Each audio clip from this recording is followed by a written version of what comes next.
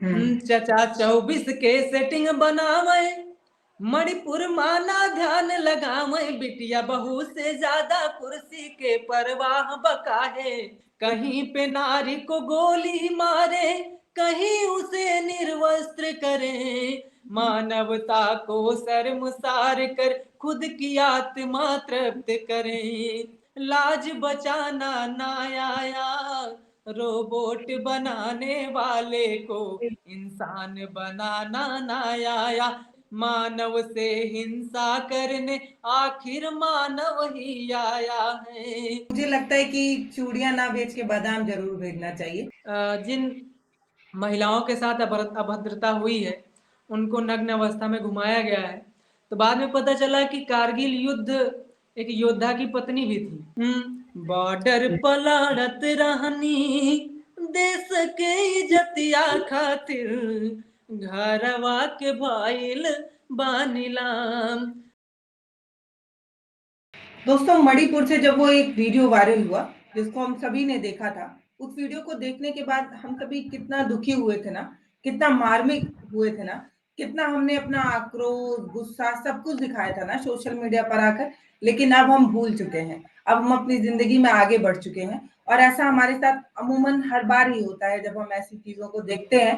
कुछ दिन तक हम इतने गुस्से में होते हैं कि हम समझ नहीं पाते कि हम अपना गुस्सा कैसे दिखाएं, और फिर हम धीरे धीरे नॉर्मल होते जाते हैं। हर इंसान अपनी जिंदगी में ऐसा ही होता है, दुख कष्ट परेशानी कुछ दिन तक ही रहती है। लेकिन मैं चाहती हूँ कि आप इस घटना को अपनी स्मृति में हमेशा याद रखें।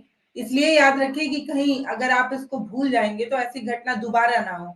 आपका आक्रोश, आपका ये जो गुस्सा है, वो सरकारों को सोने से जगाता है। वो बताता है कि हम इससे ज्यादा और बुरा बर्दाश्त नहीं कर सकते, इसलिए आप जगे रहिए। इसलिए आप इस घटना को देखते रहिए, समझते रहिए। अगर आप इस घटना को नहीं देखेंगे, इस घटना को भूल जाएंगे, तो आगे और भी कई ऐसी बेटियां होंगी जिनके साथ ऐसी कोई घटना हो सकती है। इसलिए अपनी संवेदनशीलता को बरकरार रखें। जिंदा है तो जिंदा दिखिए, इसलिए कह रही हूँ। बाकी मैं आपको बताने आई हूँ कि हमारे साथ प्रदीप मौर्य हैं, लोक गायक हैं, लोक गीतों को लिखते रहते हैं। इन्होंने एक गीत लिखा है कल, जिस गीत को मैंने सुना तो मुझे लगा कि वो गीत आप तक जरूर पहुंचना चाहिए। इन्होंने बिल्कुल वैसे ही बताया कि हम इंसान कितना आगे बढ़ रहे हैं। हम औद्योगिक जगत में इतना आगे बढ़ रहे हैं कि हम मेट्रो सिटीज बना रहे हैं, मेट्रो ट्रेन बना रहे हैं, बड़ी बड़ी बिल्डिंग बना रहे हैं, न जाने क्या क्या बना रहे हैं। विकास की रफ्तार में भारत इतनी तेजी से आगे बढ़ रहा है, उसी विकास की रफ्तार में बेटियां जो है वो पीछे छूट जा रही हैं और बेटी की अस्मिता के साथ खिलवाड़ हो रहा है। तो इन्होंने कितनी अच्छी एक गीत लिखा है, वो मैं चाहती हूँ कि आप सुने और प्रदीप जी हमें सुनाए। रोबोट बनाने, जो रोबोट को लेकर आपने एक गाना नहीं बनाया था, रोबोट बनाने वाले को इंसान बनाना ना आया। मैं चाहती हूँ आप एक बार अगर वो गीत हमारे दर्शकों तक पहुंचाएं। सबसे पहले आपका बहुत बहुत धन्यवाद और आपकी टीम का बहुत बहुत धन्यवाद। जो लोग हमें देख रहे हैं, सुन रहे हैं, सभी को नमस्ते, प्रणाम। और मैं प्रदीप मौर्य, जो मुद्दे होते हैं उनको कवर करने की कोशिश करते हैं। और उन मुद्दों को कवर करने का उद्देश्य ये नहीं होता है कि सरकार को एक कटघरे में खड़ा करना, व्यंग्य बनाना। उसका उद्देश्य होता है जो घटनाएं हुई हैं वो भविष्य में इस तरीके से ना हो। यदि सरकार उस पर लापरवाही रवैया अपनाती है तो हम लोग उस पर आवाज उठाते हैं, ताकि आने वाले समय में वैसी घटनाएं दोबारा रिपीट ना करें। बस इतना सा उद्देश्य होता है, और लोगों को न्याय मिल सके और जो अपराधी हैं उनको सजा मिल सके। देखिए, मैंने कई सारे गीत मणिपुर की घटना पर लिखा। उस पर मैंने एक गीत कल अपलोड किया, कल लिखा मैंने, अपलोड किया तो मैम ने हमें कहा कि आप चैनल पे आए। तो उस पर मैंने कल्पना की कि हम कितना आगे पहुंच गए हैं। चांद पर कदम रखने वाले हैं, हालांकि हमारे वैज्ञानिक लोगों ने कदम रख दिया है। हम भी हो सकता है संभवतः रखें, लेकिन हम जमीन पर नहीं चल पा रहे हैं। जमीन पर कैसे रहना है, कैसे चलना है, और कैसे लोगों के साथ व्यवहार करना है। अब हम हम लोगों में होड़ मची हुई है कि हम पृथ्वी पर कब्जा कर चुके हैं। अब हम चांद पर जमीन लेंगे, अब हम चांद पर अपना आशियाना बनाएंगे। लेकिन जिस जमीन पर आप खड़े हैं साहब, उस पर भी आपको ठीक से चलना नहीं आता।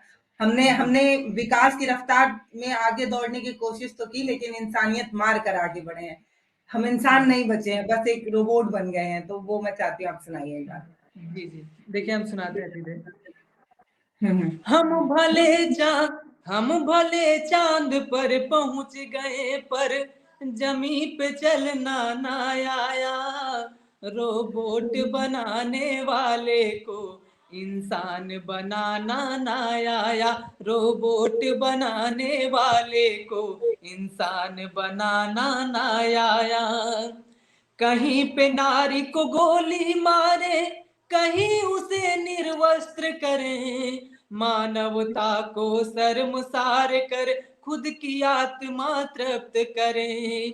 कहीं पे नारी को गोली मारे, कहीं उसे निर्वस्त्र करें, मानवता को शर्मसार कर खुद की आत्मा तृप्त करें। गहने कपड़े बना लिया पर, गहने कपड़े बना लिया पर लाज बचाना ना आया, रोबोट बनाने वाले को इंसान बनाना ना आया, रोबोट बनाने वाले को इंसान बनाना ना आया।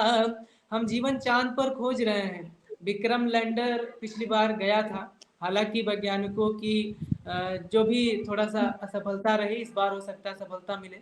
हम वहां पर पहुंचने वाले हैं, लेकिन जहां पर हैं यहीं पर ढंग से नहीं रह पा रहे हैं। क्या यही सोच लेकर के, यही विचारधारा लेकर, यही अपना कृत्य लेकर हम चांद पर जाएंगे? तो जैसी हमारी जमी लहूलुहान है, वैसे हम चंद्रमा को भी लहूलुहान करेंगे। कहना है कि मुखौटा तो इंसान का पहने, अंदर कौन समाया है, मानव से हिंसा करने आखिर मानव ही आया है।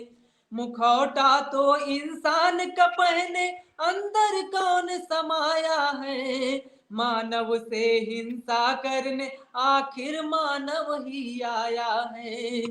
मन की घटिया सोच पर, मन की घटिया सोच पर पहचान बनाना ना आया, रोबोट बनाने वाले को इंसान बनाना ना आया, रोबोट बनाने वाले को इंसान बनाना ना आया।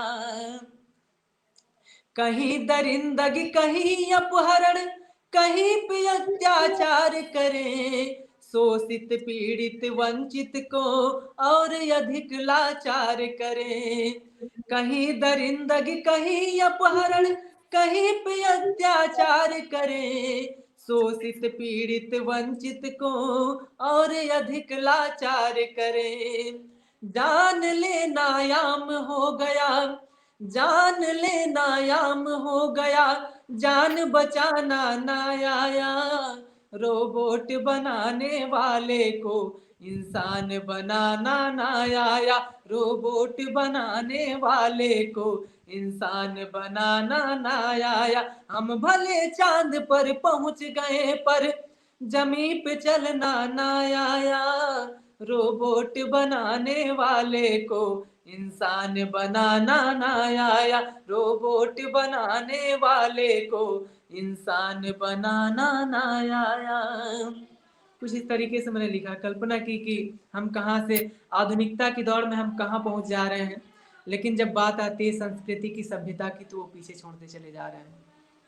बहुत सही बात है। मतलब संस्कृति सभ्यता का लिबास ओढ़कर महिलाएं घर में रहें, वो सुरक्षित रहें, ये बात, ये सीख आपने हमें पढ़ाई है, लेकिन वही समाज को नहीं सिखा पाए हैं। वही लोग जो हम बेटियों को, महिलाओं को बार बार ये कहते हैं कि आप लक्ष्मी हैं, सरस्वती हैं, दुर्गा हैं, काली हैं, भवानी हैं, तो आप घर में मतलब घर में रहेंगी तो घर की सभ्यता और संस्कृति बनी रहेगी। लेकिन यही यही लोग अपने घर के मर्दों को, अपने घर के बच्चों को ये बात नहीं बता पाए। खैर, मैं ये चाहती हूँ कि हम सभी लोग जो, जिनके अंदर अभी भी दिल है, आत्मा है, अभी जिंदा है, इंसान बचे हैं, उन सभी लोगों को अपने अपने हिस्से का सवाल लगातार पूछते रहना चाहिए। भले सरकारें इस आवाज को दबाने की कोशिश करते रहें, वो करते रहें। मणिपुर पे जितने लोग वीडियोस बना रहे हैं, उन वीडियोस को हटा देना, उनका मोनेटाइजेशन बंद कर देना, पेज को किन्हीं और कारणों बार बार, हाँ, रीच डाउन कर देना। कई बार ऐसा भी हो रहा है कि कई पेजों को ऑन रिस्क कर दिया जा रहा है, मतलब ये ले दे के कि किसी भी तरीके से लोग आवाज ना उठाएं। आपके पेज का भी रीच डाउन किया गया है? मेरे साथ भी ऐसा हुआ है कि मेरे पेज का भी रीच डाउन कर दिया गया है। लोग शेयर तो कर रहे हैं, लेकिन व्यूज नहीं आ रहा है। तो वही ऐसी और कोशिश मेरा लगातार की जा रही जो भी आईटी सेल वाले लोग हैं वो चाहते हैं वो कि चाहते हमारी हैं। चीजें प्रसारित हों, हमारी बुराई ना की जाए, सरकार की बुराई ना की जाए। देखिए सरकार की बुराई तो होती रहेगी, आपने महिलाओं के लिए इतना काम किया लेकिन सब जीरो धड़ाम हो जाता है।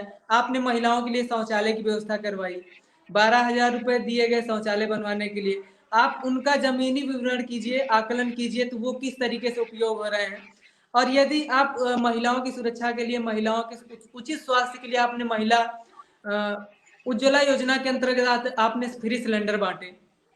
जब सिलेंडर बांटे तो वो सस्ते थे 400 रुपए, और तब सब्सिडी भी आती थी 250 रुपए, मतलब 100-200 रुपए, 200 रुपए का सिलेंडर पड़ जाता था। वही 200 रुपए का सिलेंडर आज 1200 का, लगभग 1200 का पड़ रहा है अगर आप होम डिलीवरी लेते हैं तो, नहीं तो 1160 लगभग है। और सब्सिडी मात्र 46-47 रुपए रह गई, तो मतलब 1100 का सिलेंडर होगा, 200 का सिलेंडर 1100 का हो गया। और महंगाई, महंगाई पे तो आप पहले ही बोलते थे कि महंगाई का माँ बोलने के लिए हमारे प्रधानमंत्री जी तैयार नहीं है, और आप अब लोग कह रहे हैं आप मणिपुर पे माँ बोल दीजिए, महंगाई तो दूर की बात है। तो इस तरीके से हमारी सरकारें जो हैं वो हम लोगों को प्रदीप, मैं केवल ये चाहती हूँ कि आपने जो मणिपुर पे एक सरकार से सवाल पूछते हुए एक गीत लिखा था, मैं चाहती जी हूँ आप वो भी एक बार गीत यहाँ हमारे दर्शकों के बीच रखिए। और एक बात मैं आपसे, आप सभी दर्शकों से ये कहना चाहती हूँ कि जो आप लोग लेबल और ठप्पा हमारे ऊपर लगा देते हैं कि हम सरकार विरोधी है, हम सरकार से सवाल नहीं कर रहे हैं, हम उस लड़की की अस्मिता और देश की तमाम बेटियों के लिए सवाल कर रहे हैं कि चाहे वहां पर सपा हो, बसपा हो, बीजेपी हो, कोई भी हो, उससे हमें फ़र्क नहीं पड़ता। लेकिन हमें फ़र्क इस बात का पड़ता है कि जब हम आपको चुनते हैं इसलिए कि आप हमारी सुरक्षा करें, उसके बाद आप ये बोल दें कि यहाँ पर हज़ारों केस हैं, तो तब तो सवाल बनता है ना। जो ज़िंदा है वो तो पूछेगा ही, जो मर गया है उसकी बात ही नहीं। जो सिर्फ़ चलता-फिरता एक रोबोट बनकर है उसकी बात नहीं है। लेकिन जिसके जिसके ज़हन में अभी दिल है ना, जो धड़कता है, जिसके अंदर इंसानियत बची है, वो तो पूछेगा ही। आप कितना भी पेज बंद करते रहिए लेकिन सवाल तो पूछे जाएँगे ही। चाहे यूट्यूब के माध्यम से पूछे जाएँ, फेसबुक के माध्यम से पूछे जाएँ, किसी भी माध्यम से पूछे जाएँ, लेकिन सवाल तो पूछे जाएँगे ही। प्रदीप, मैं चाहती हूँ देखिए एक बार आप हाँ, सुनाइए। देखिए जब जब जब ये आरोप लगता है कि आप विपक्ष के लोगों को ही बुलाती हैं या आप सरकार विरोधी हैं, तब ये मान के चलिए कि आप अपनी पत्रकारिता बहुत सही ढंग से कर रही हैं और पत्रकारिता एक सही दिशा में कर रही हैं। यदि आप पर आरोप नहीं लगता है, मैं अगर आरोप नहीं लगाता हूँ कि आप हम लोगों की आवाज़, अगर मैं ऐसा आरोप लगा दूँ कि आप हम लोगों की आवाज़ नहीं उठा रहे हैं, तो इसका मतलब कि आप पत्रकारिता ढंग से नहीं कर रही हैं। देखिए कहना है चचा 24 के सेटिंग बनावे, मणिपुर माना ध्यान लगावे, बिटिया बहू से ज्यादा कुर्सी के परवाह बकाहे, मणिपुर होत तबाह बकाहे हो, बिटिया बहू से ज्यादा कुर्सी के परवाह बकाहे, मणिपुर होत तबाह बकाहे हो, कहिया मणिपुर के माँ बोलबा, महिला खातिर कहिया लड़बा, कहिया मणिपुर के माँ बोलबा, महिला खातिर कहिया लड़बा, मतई कुकी हिंसा में दो समुदाय आपस में भिड़ रहे हैं और उसको कंट्रोल नहीं कर पा रहे हैं। मतई कुकी हिंसम तोहर नाही आह बकाहे, मणिपुर होत तबाह बकाहे हो, बिटिया बहू से ज्यादा कुर्सी के परवाह बकाहे, पूरब होत तबाह बकाहे हो। और वादा किया गया था सबका साथ सबका विकास, महिलाओं का उत्थान किया जाएगा, महिलाओं की भागीदारी सुनिश्चित की जाएगी। महिलाओं की आबादी लगभग 50% है, लेकिन वो शासन सत्ता और कर्मचारी इत्यादि सभी क्षेत्रों में 50% नहीं है। कहना है अब तो अपन वचन निभावा, बिटिया बहू के लाज बचावा, अब तो अपन वचन निभावा। हमारे शाह जी ने कहा था कि मतलब समय ऐसा आ गया है कि आप रात के 12 बजे गहने पहन के निकल सकती है, आपको कोई कुछ कहे स्कूटी नहीं। से स्कूटी स्कूटी से से निकल रात के सकती 12 बजे है। आप हाँ गहने लाद के स्कूटी से निकल सकती हैं, इतनी हाँ। सुरक्षा है। अब ये बताइए ऐसे बयान का क्या मतलब हुआ जब हमारे साथ ऐसी घटनाएं घट जाती हैं। अब तो अपन वचन निभावा, बिटिया बहू के लाज बचावा, अब तो अपन वचन निभावा, बिटिया बहू के लाज बचावा, महिला विकास तोहरे एजेंडा मनाही आज बका है, पूरब होत तबाह बकाहे हो, बिटिया बहू से ज्यादा कुर्सी के परवाह बकाहे, मणिपुर होत तबाह बकाहे हो। हमारी सांसद जी हैं स्मृति ईरानी जी, वो जब विपक्ष में थी तो बड़ा हंगामा खड़ा कर देती थी, प्रधानमंत्री अमेठी को से चूड़ियां हम तक। अमेठी से, वो भी अमेठी से आप भी। हाँ, अमेठी से हम भी। जब वो हम्म, प्रधानमंत्री उनकी पार्टी के नहीं थे, तो वो विपक्ष में थी, तो वो प्रधानमंत्री को चूड़ियां तक भेज दिया करती थी। और मुझे नहीं लगता कि इससे बड़ी घटना हुई होगी। हाथरस की मैं बात नहीं कर रहा हूँ, निर्भया की मैं बात नहीं कर रहा हूँ, लेकिन वर्तमान में इससे बड़ी घटना नहीं हुई है ना। देखिए मैं सुनाता हूँ, आज हो क्या रहा है कि वीडियो वायरल होता है तभी कार्रवाई होती है। अंत में मैंने यही लाइनें जोड़ी हैं कि देखिएगा, पुराना वीडियो के बाटे दौर, इस वीडियो में भी बताया जा रहा है कि 70-76 दिन बाद वीडियो वायरल हुआ तब कार्रवाई हुई। और एमपी में मामा की सरकार है, वहां पर भी एक ट्राइबल युवक के ऊपर पेशाब किया जाता है, तब वो भी पुरानी वीडियो वायरल हुई। तो कहना है कि 1 महीने पुराना पुरानी वीडियो, वीडियो थे। हाँ, पुराना वीडियो के बाटे दौर, कबो एमपी कबो पूरब, और पूरब इन सेंस मतलब मणिपुरिया, पूरब की हमारे जो राज्य हैं। पुराना वीडियो के बाटे दौर, कबो एमपी कबो पूरब, और मोबाइल के ही कारण आज होत न्याय बका है। सवाल है कि अगर मोबाइल ना होता तो न्याय ही ना मिलता। शासन पर शासन घुटना टेकत आज बका है, पूरब होत तबाह बका है हो, बिटिया बहू से ज्यादा कुर्सी के परवाह बका है, पूरब होत तबाह बका है हो। जी पता बिल्कुल, है, स्वागत किया है। मुझे लगता है कि चूड़ियां ना बेच के बादाम जरूर भेजना चाहिए, क्योंकि मुझे लगता है याददाश्त थोड़ी कमजोर हो गई है। अगर हाँ याददाश्त हाँ ठीक ठाक होती तो आपको अपने किए सारे वादे और सारा भाषण याद होता। आपने खुद ही फर्स्ट टाइम वोटर से ये कहा था कि पुलवामा के शहीदों के लिए हमें वोट दीजिए, भारत के जवानों के लिए हमें वोट दीजिए, भारत के जो जो सैनिक है उसके लिए हमें वोट दीजिए, हम ये करेंगे, हम वो हाँ करेंगे। मुझे एकदम ठीक ठीक याद है आपने ये लाइन बोली थी कि जो फर्स्ट टाइम वोटर्स हैं वो भारत के जवानों के लिए आपको वोट दे। तो क्यों दे? क्योंकि आपने भारत के जो जवान रहे हैं, कि भारत के उन वो जवानों के समान साथ वो उन जवानों के साथ भी अन्याय हुआ है। कारगिल वही युद्ध वही जो व्यक्ति लड़ा है, उसके उसकी परिवार, उसकी पत्नी। पत्नी के साथ इस तरीके से अगर घटनाएं घटती, मैंने उस पर 2 लाइन लिखी है, आप आज्ञा देंगे तो मैं सुनाऊंगा। जी तो जी जी। अब जवानों के नाम पे वोट मांगा जा रहा है और जवान ही सुरक्षित नहीं है। अब तो संदेह होता है कि हम आज हैं, कल रहे ना रहे, क्या भरोसा है। कम से कम उनकी जान की तो सुरक्षा करिए, उनको एक डर तो ना रहे कि मेरे साथ कल को क्या हो जाए, इस तरीके से सुनिश्चित करवाइए। देखिए मणिपुर में एक घटना हुई है, जिन महिलाओं के साथ अभद्रता हुई है, उनको नग्न अवस्था में घुमाया गया है। तो बाद में पता चला कि कारगिल युद्ध एक योद्धा की पत्नी भी थी। तो इस तरीके से वो जवान भी सुरक्षित नहीं, उन्हीं के नाम पे आप वोट मांगते हैं। आपको शर्म आनी चाहिए कि हम सुरक्षा नहीं दे पा रहे हैं। वो देखिए मैंने सूबेदार पता है उनका रोते हुए वीडियो वायरल हुआ, जिसमें उन्होंने बताया कि मैंने कारगिल जैसा युद्ध भी देखा है, पर युद्ध से भयानक स्थिति मेरे अपने गांव की है। मैंने देश की तो रक्षा कर ली, लेकिन अपनी पत्नी की रक्षा नहीं कर पाया।